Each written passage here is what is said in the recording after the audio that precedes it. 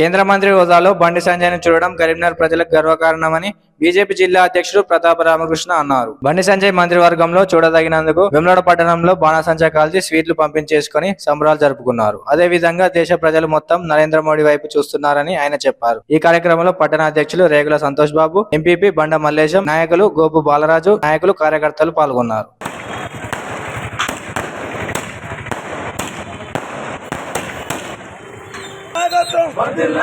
జై శ్రీరామ్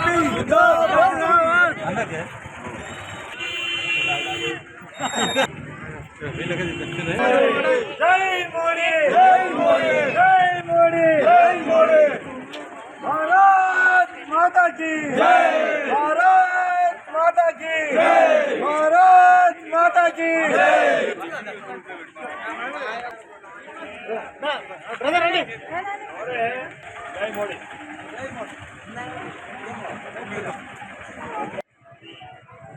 10 సంవత్సరాలు ఎన్డీఏ మోడీ గారి నాయకత్వంలో పనిచేసిన తీరేదింపులతో భారతదేశాలే కాదు ప్రపంచ దేశాలు కూడా అద్భుతపరుస్తాం.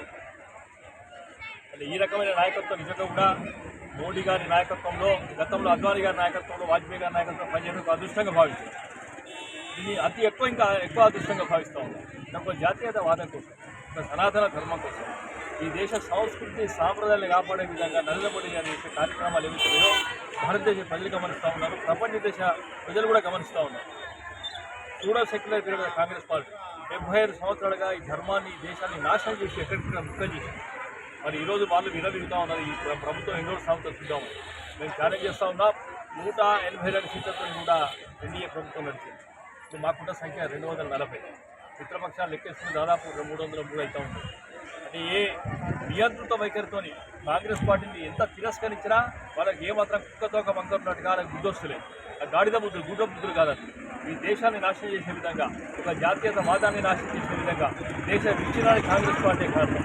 మరి వీటంటే అధిగమించి కూడా కరీంనగర్లో బండి సంజయ్ గారు కలెక్టర్గా నారాయణేశ్వర స్వామి దేవాలయం వచ్చిన మోడీ లాస్ట్ 20 నెల 20వ తారీఖు 9వ తారీఖు నిజంగా కూడా ఆయన వచ్చిన తర్వాత ఈ మూడు పార్లమెంటు ఏవైతున్నాయో విపరీతమైన క్రేజీ పెరిగింది నరేంద్ర మోడీ గారి నాయకత్వం. మరి ఆ విధంగానే టౌన్లతో పాటు దాదాపు 47 మెజారిటీ అసెంబ్లీ ఇచ్చింది. పక్క అసెంబ్లీ దాదాపు 57,900 ఇచ్చింది. రాదని కూడా సిరిసిల్ల మెజార్టీ కూడా దాదాపు 6,000 మెజార్టీ ఇచ్చింది. ఈ మోడీ గారి కృషి, బండి సంజయ్ గారి నాయకత్వం మీద విశ్వాసం